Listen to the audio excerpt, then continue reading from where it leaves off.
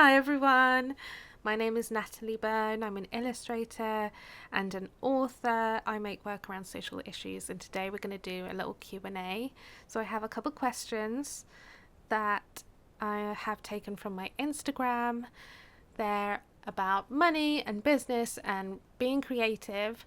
But before we get into it, I want to say a huge thank you to my beautiful Patreons who allow me to make these kinds of videos for free for you. If you want to be a Patreon, the links will be in the description.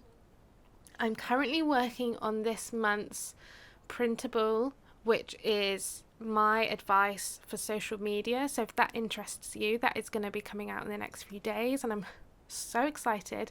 I have been working so hard on it, so I'm really proud of it. I'm so excited to release that. So while I am packing some orders, I'm going to get into these questions. There is no order. I have not prepared for this, but sometimes I feel like that's the best way. Beth Susanna has asked, what do you charge, e.g. editorial, charity? Is this free, super broad, no names?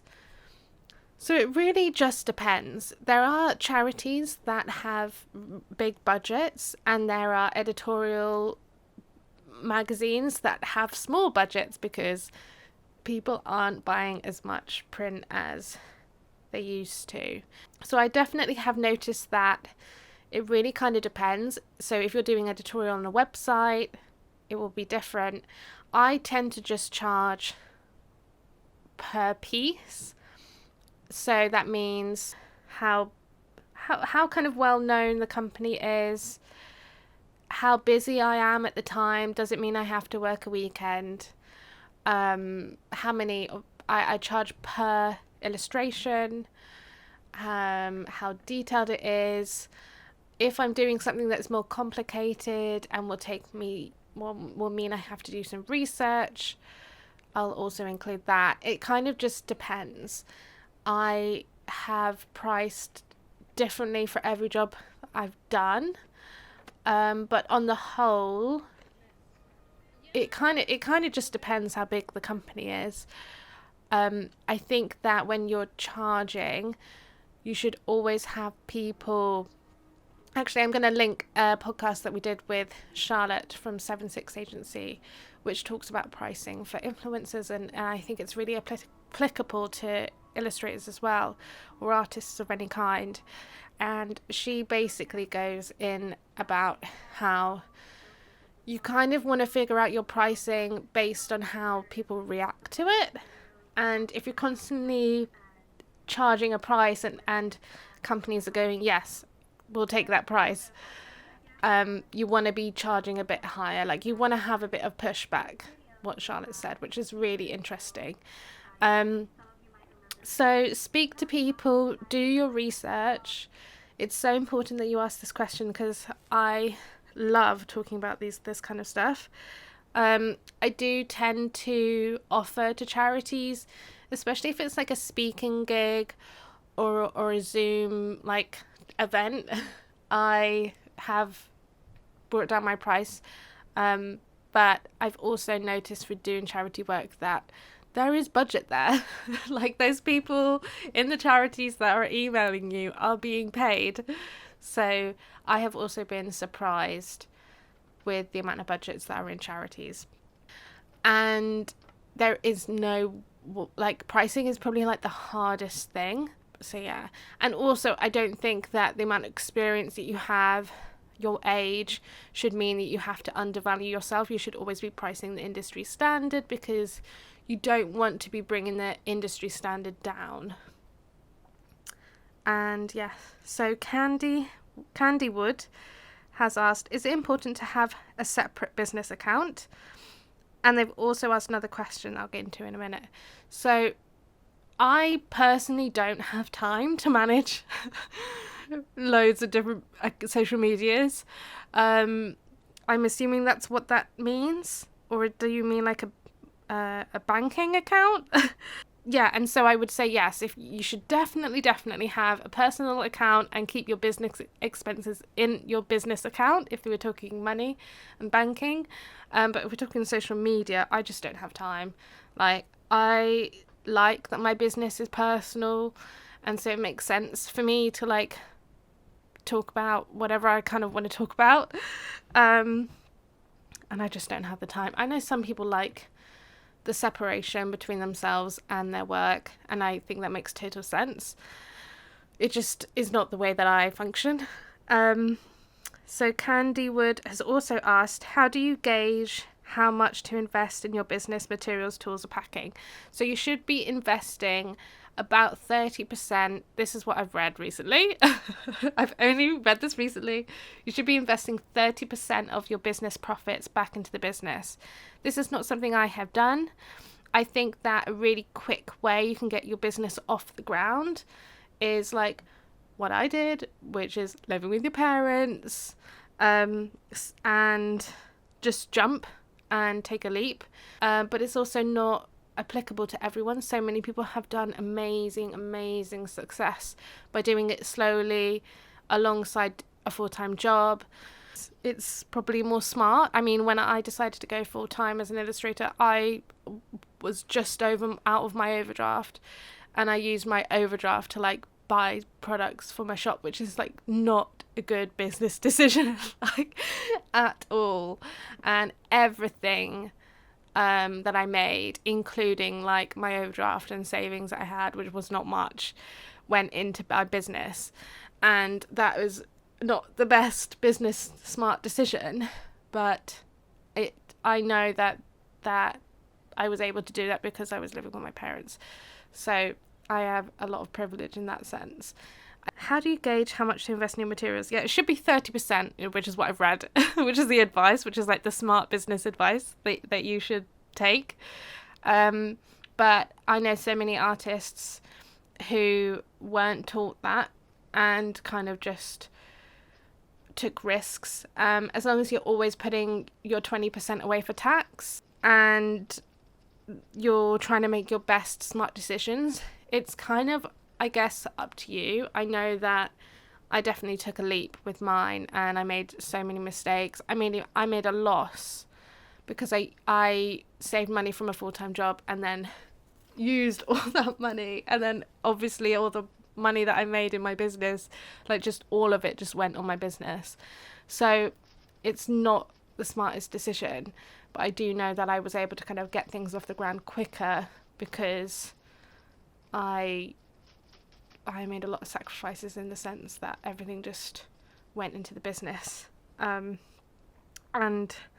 yeah, I knew I'd always have a roof over my head. Katie Heeden has asked how to budget. You should work out what you need every month, like absolutely what you have to live on. So food, anything, any expenses like Netflix and all that, and then also your business expenses, like I got Adobe Creative Cloud. So you need to work out what do you need every single month. Like I need this much money, like 100%. I have like direct debits coming out. I need this. Yeah, I just don't look at my money. I really don't. I just put it away. Everything that comes in, I put it away. I think when the artists that I know that have like houses are really good at like not spending their money. And I think it can be really easy, especially when you have a big job coming in and you're like, oh my God, I got so much money coming in. But then when you're freelance, you don't know when your next job is going to come. And when I was working on my book Period, I did a job for $4,000, and the best piece of advice I got, I think it was from Holly Exley, who said like, I don't touch my money, just put it to the side.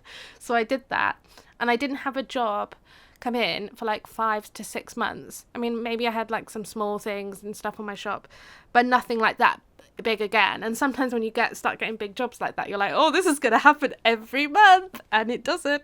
So which was such a big blessing, because I was able to use that time to spend it completely on the book. So I am very grateful. And so yes, I was able to kind of coast, I guess, on that money for like months, because I just don't spend money. I didn't. I'm spending more money now in lockdown. I'm sure you could relate. So yeah, I always kind of, I don't know, I'm a budget queen. I always get I used to get like the cheapest thing on the menu. I'm a light drinker, so I literally just, if I go to the pub, I will have 2 pints. I'm a cheap date, what can I say? It's a blessing. And I love cooking at home. Like, the best way to save money is like get really into good at cooking. Like, I never get takeaways. Like, everything. Like, I try and get as much tea out of one tea bag as possible by using a teapot.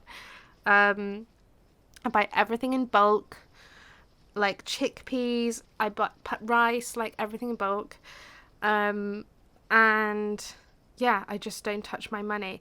And when I want to buy something, I really think about it. And I put it in my basket and I'll put it there for months. So yeah, I really think before I buy anything, like, do I need this? Do I really need this? And that's why I can tend to spend more money on the business, because I'm like, oh, I can write it off. So yeah, but also I know that I think I went a bit too far, where for years I really just didn't spend money on myself, and I did go on holidays and didn't have weekends and stuff. So although I'm your budget queen, I also recognise that I kind of went too far into it, where I was just unhealthily felt guilty about spending money on myself. And I think Gary Vee does this amazing talk where he talks about why immigrants are quite very often successful, even if it is just pushing themselves up into a higher class. It's because they come to a country with nothing and don't spend any money for like 15 years. So I am a child of immigrants, and all of that kind of that just always trying to save wherever you can is instilled in me. So yeah, I can budget, I know about that, but I also feel like you have to pay yourself a wage that includes holidays, sick days, weekends, breaks, because that's really important as well. And so my bookkeeping is on QuickBooks, which is another question by Katie. And Katie has always also asked 2 other questions. What have you learned the hard way and you wish you knew before you started? I think so much of my depression when I was younger was like in a mentality where I just wanted to take everything back all the time. Like, oh, I regret this, I regret that. I'd give anything to go back and change, like, the mistakes and stuff that you make when you're a kid. And when I started to get therapy in my 20s, I really learned that you kind of can't change anything about the past, and all you can do is try and be like the best person like you can today, and care about the future. So I do think that if we're going to talk about regrets and mistakes, every mistake I've made has made me who I am. And I also think that every mistake I've made, I had to learn. So probably the biggest mistakes I've made have been in organisation, and it always is around that. I've missed some opportunities because I didn't check my emails enough, and yeah, that has probably, like, I really try not to be regretful. I really think those opportunities will come again, and the fact that I even have these contacts is just wonderful, and the fact that they even know who I am is amazing. But now I am better at my emails, and I place a lot of importance in that because I made those mistakes.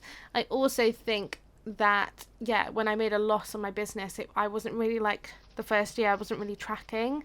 I was just putting everything into it without looking at the numbers. So now I'm much better at looking at the numbers and looking at the profit margin. Should I get this product, even if I'm barely going to make any profit on it? Probably not, Pre-orders have been an amazing way of me knowing that I can order items without them just got an email, without them just sitting in my cupboard. That's the word. So I think you're always going to make mistakes in business and in creativity, and it's just about being like, okay, This is what Oprah says, I think. Like, okay, now you know that information. Every mistake is just data adding to your, like, information so that you can move forward. And now that you know not to make those mistakes again, you won't make them. But I do think that kids who are kind of working class, or creatives and business owners that are working class, we just don't know anything about money. And so that is the kind of, that and organisation are like my weaknesses for sure. Best advice you was given about all of the everything. Chantel Martin, I met her, and I am just like an absolute mess every time I meet any of my heroes. So I try not to do it. But I saw her talk, and she said, like, come and meet me afterwards. Like, on stage, she said, come and meet me afterwards and I'll give you a sticker. And I was like, I really want a sticker. So I went over and spoke to her, and I was shaking. And this was like recently. I wasn't like 7 years old. I was like, I was like 25-year-old grown woman. And yeah, she just looked me dead in the eyes and was like, have patience. And I was just like, at the time, I was a D&AD judge, and the first reaction I was like, what? Like, I'm doing the thing, like, it's happening, like, I don't need to be patient, like, I'm doing this thing, I'm already, like, alright-ish, getting there.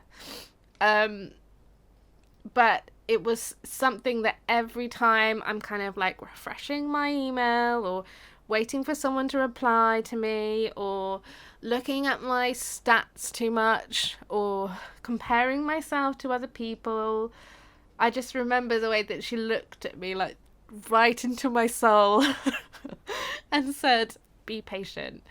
And I think we can get so lost in, like, all of those things that I said. So I think it's really nice to be like, it will happen. Patience, grasshopper. I've had so many little gold pieces of wisdom. I think that there was a huge aha moment when I was listening to Andy J. Pizza and his creative pep talk podcast, which I'm sure you've heard me bang on about a lot. And he said, if you're not making piles and piles of work, you're doing it wrong. And I remember I was definitely not making a lot of work all the time at the time. So I was like, oh, okay, so I just need to just, like, make more work. Okay, I can do that. Like, I can draw every day. Okay, let's do that. And that was the best piece of advice, because I think so many times I haven't pushed myself in creativity before then was because I tried something once and it didn't work, and I was like, oh, like, got down about it. And reality is that if you want any skill to develop, you have to put that time in. You have to have so much practice in the thing. So yeah, that just kind of got me out of my head, like, it's okay, I just need to put in this work. On Quinn Street has asked, I'm trying to think of something clever to ask, but mostly I just want to say thank you for being open. That's so sweet, thank you. Is it better, Amy Silas has asked, is it better to set an hourly price or a price for an entire piece? So I would price by piece. I guess it just depends on what kind of project you're working on. Personally, for me, I would never share my day rate, because I think that allows people to be like, oh, okay, so we're just going to take you for the morning then. Or when you break things down by cost, if you charge by piece, I think it kind of allows, I don't know, I prefer it because you're working in licensing. So not only are they paying you for your time, but they're also paying to be able to use that with their brand. And it's not just about paying you for your time.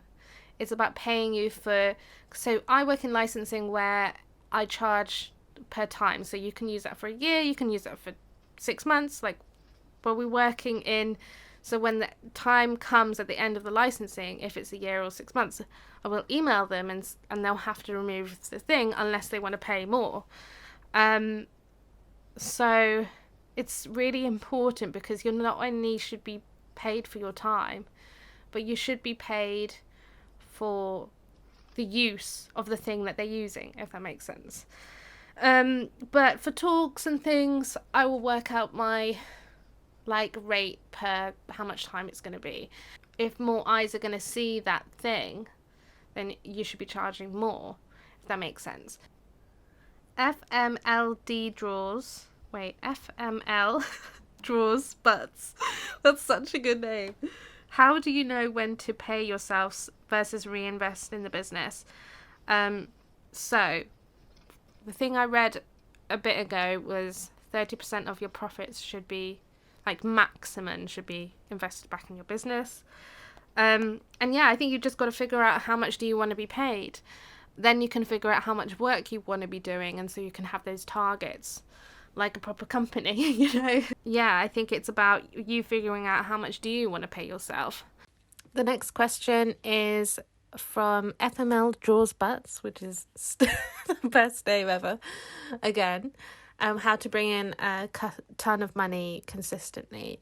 So you want to start with figuring out how much you want to earn and then backtrack it. So how many sales does that mean on your shop? How many clients do you have to hit that target?